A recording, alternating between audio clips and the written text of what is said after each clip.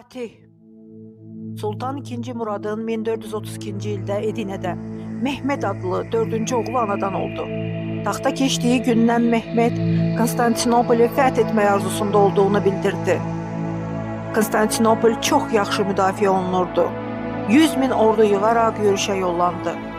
11-ci Konstantin Roma papasından yardım istəsə də heç kəs yardıma gəlmədi. Türklər şəhəri 53 gün mühasirədə saxladılar.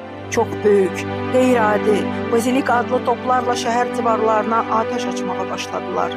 29 may 1453-cü ildə Türklər şəhərə daxil oldular. Konstantinopol İstanbul'a çevrildi. Mehmet'e Fatih adı verildi.